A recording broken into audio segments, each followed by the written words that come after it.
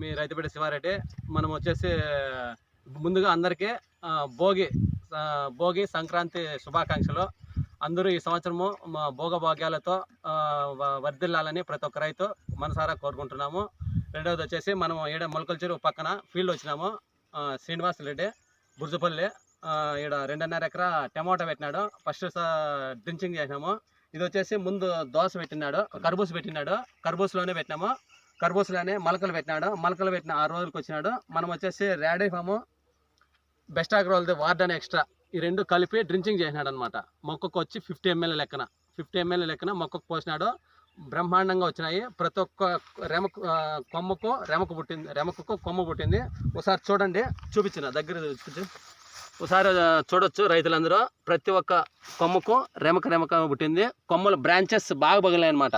వేరు వ్యవస్థ బాగా వస్తుంది, బ్రాంచెస్ బాగా వస్తాయి, చెట్టు ఆరోగ్యంగా వస్తుంది. నెంబర్ 1 రిజల్ట్ ఉంటుంది. ప్రతి ఒక్క రైతు వాడాలని కోరుకుంటున్నాము. దీని రిజల్ట్ ఎట్లుంటుంది అని చెప్పేసి మన శ్రీనివాస్ రెడ్డిని అడిగి కనుక్కుందాం. నమస్తే శ్రీనివాస్ రెడ్డి గారు. నమస్కారం అండి. మీకు భోగి శుభాకాంక్షలు. Thank you. అందరికీ రైతులందరికీ భోగి శుభాకాంక్షలు, సంక్రాంతి శుభాకాంక్షలు. ఈ రేడోఫామ్ వలాగ్రా కంపెనీ వచ్చేసి చాలా బాగా ఉంది. మొక్క వచ్చేసి కాండంతో మేము 50 ml యూజ్ చేసినాము. యూజ్ చేసేందుకు మొక్కలో వచ్చేసి పిలకలు చాలా భారీగా వచ్చాయి. ఒక చెట్టుకు వచ్చేసి కింద నుంచి 1, 2, 3, 4, 5, 6 ఇంత డెవలప్మెంట్ 21 days అవుతుంది మేము ఇంతవరకు అయ్యి. దగ్గర 10-15 మొలకలు వచ్చినాయి.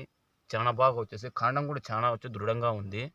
తోట వచ్చేసి మాది 2.5 ఎకరా పెట్టినాను. తోట మొత్తం ఒకసారి చూడండి. వలాగ్రా కంపెనీ వచ్చేసి బెస్ట్ ప్రోడక్ట్.